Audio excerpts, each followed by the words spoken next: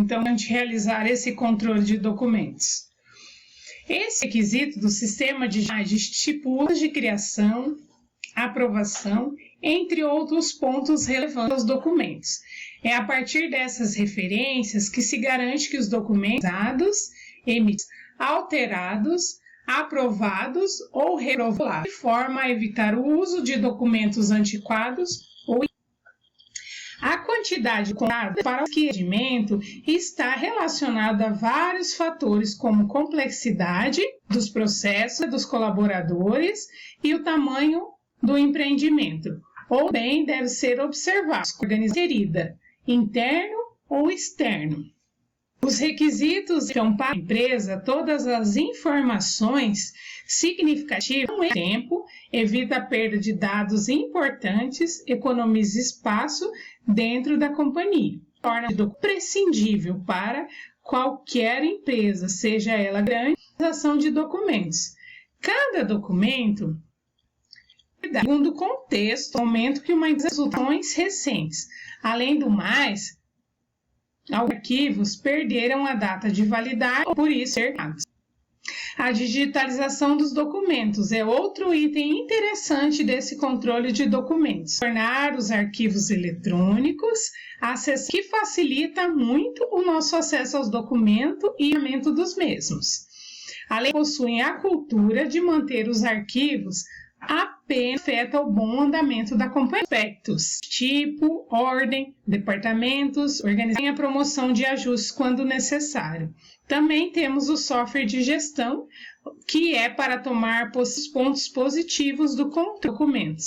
A software que auxilia nesse permite a gestão e a otimização desses documentos. Controlar os documentos, o software hoje ajuda, por exemplo, se você é funcionário de uma empresa hoje, ele vai avisar, você vai ter todos os dados, né, do colaborador lá, e aí vai avisar, né, esse sistema vai avisar quando aquele funcionário está com a carteira de vacina, por exemplo, vencida, que hoje é um documento, né, que a gente tem que avisar, né, porque ele tem validade, acesso.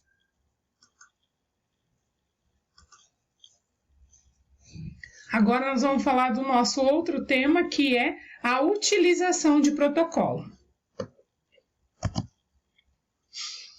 O que é um protocolo?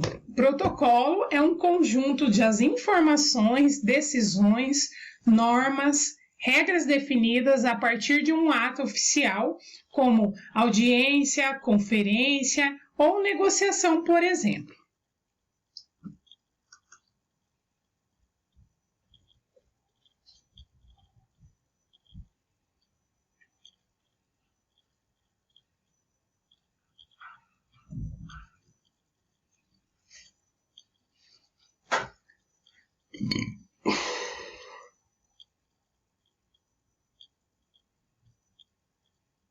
Então, protocolo, quando se diz, independentemente, os envolvidos deverão seguir o protocolo, significa obrigatório trilhar todos os procedimentos previstos para completar determinado processo ou atingir a finalidade. Pode ser um conjunto de normas, regras firmadas entre duas ou mais partes, como união deliberativa. Nesse caso, por exemplo, é comum protocolos internacionais, onde entidades governamentais de diferentes países firmam acordos de atingir um objetivo.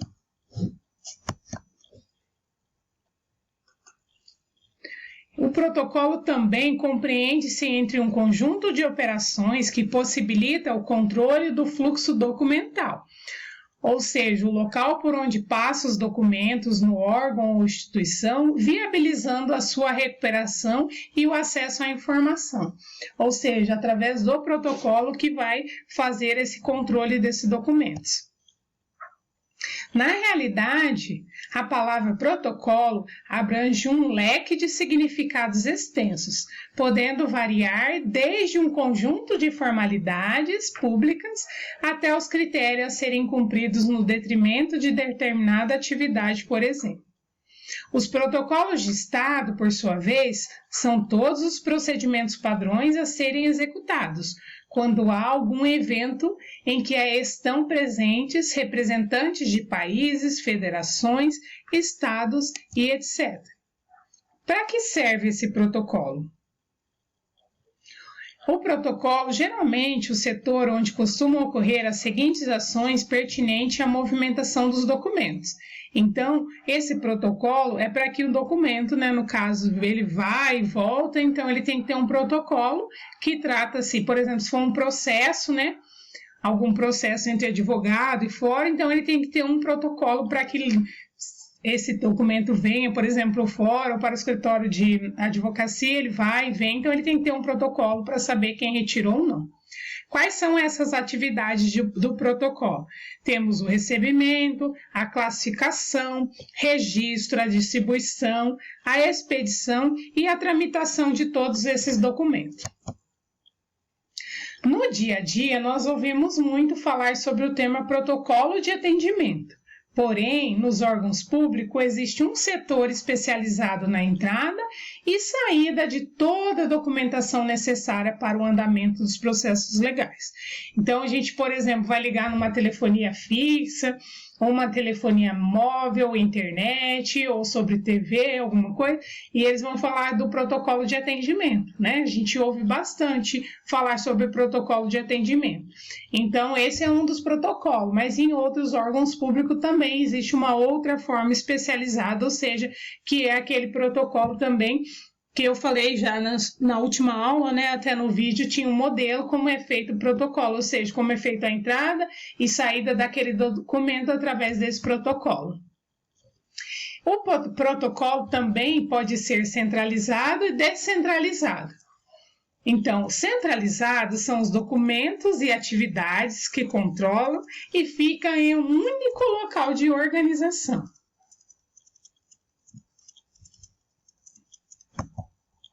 O descentralizado, os documentos e as atividades de controle ficam dentro de cada departamento.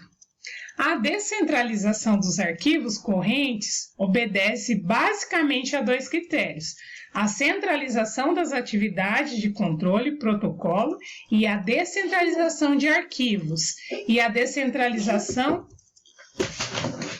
das atividades de controle do protocolo e dos arquivos.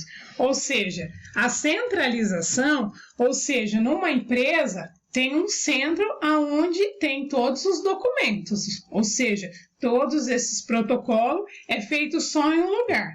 Mas determinadas empresas, também dependendo do tamanho da empresa, ele tem a descentralização dessas atividades, ou seja, dos arquivos. Por quê? Cada setor, então, vamos citar que uma empresa tenha 5 setores, né? Setor de pedidos, setor de compras, é só um exemplo. Então, o que vai acontecer? Cada setor vai ter o seu controle de documento, então é descentralizado. Não é centralizado os documentos, ou seja, esses documentos que é o protocolo, em um setor só. Então, cada departamento da empresa tem esse lugar onde coloca os documentos, os protocolos. Então, é a descentralização, então, como fosse redistribuído em vários setores. E a centralização é um setor único. Conceitos de comunicação, que é o do nosso outro tema, né? Nós falamos só 4 temas. Então, conceitos de comunicação. O que seria a comunicação? Né? A comunicação é quando a gente se comunica com uma pessoa através da fala, da escrita, da oralidade, dos gestos, enfim, de várias coisas. O que seria, então, a comunicação? Comunicação é uma palavra derivada do termo latino comunicare, ou seja, que significa partilhar, participar de algo, tornar-se comum.